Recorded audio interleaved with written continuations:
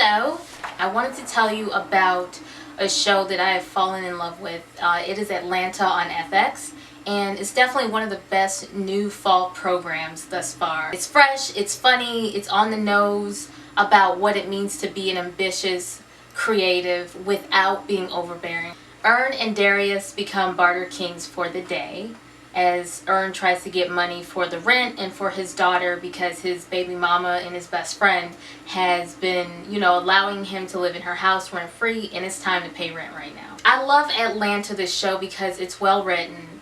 It perfectly encapsulates the struggle that comes with being a hustler, being a creative. When you're in the creative space and you're not making a lot of money, it's easy for people to doubt what you're doing, but you have to keep going. And I feel like Earn represents this millennial drive that says, you know what, maybe my parents were happy with a pension which no longer exists, in a job where you worked for like 40-50 years, but those days are long gone, and it's all about making your own path so that your family can be good. And the theme of leaving a legacy is very, very, very heavy in Atlanta. They even mention it in the pilot episode because his daughter is what gives him the impetus to become Doughboy's manager.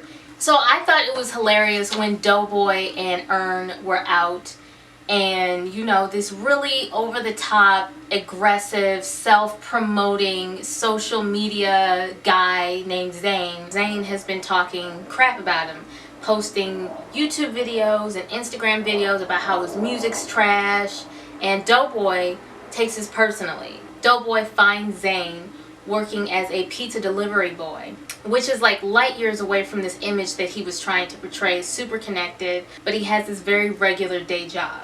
To make matters worse, he's got a little kid in the backseat who is his cohort in all his videos, and the little boy delivers the pizza but gets robbed.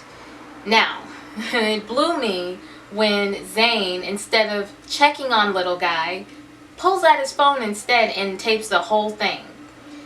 Because let's face it, this is how Zane is trying to get out of his situation. He's trying to be a social media star. And so everything is fair game, good and bad. I like how Atlanta doesn't make Zane a saint or a sinner. It just kind of is. And even when Zane is in the car with Doughboy on the way to the delivery, he's like, listen dude, I'm just like you. I'm trying to make it. I'm hustling just like you are. Your hustle is rap, my hustle is social media. I remember when I told you that Earn and Darius are barter kings.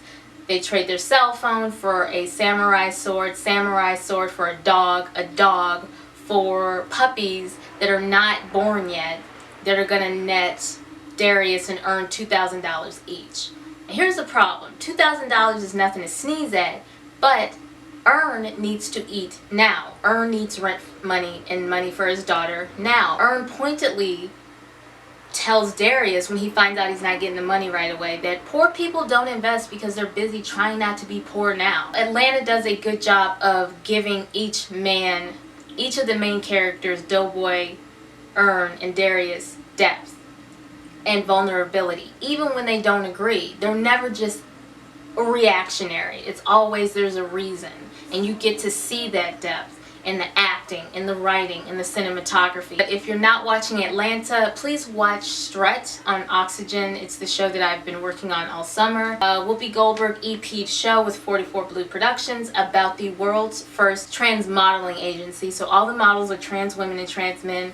It's very good, and I'm not just saying that because I worked on it. So check it out, Tuesdays at 9 p.m. local time on Oxygen, Strut. And I will talk to you guys later. This is Gabrielle from Budlong Avenue Productions, and I wish you a very, very, very happy evening.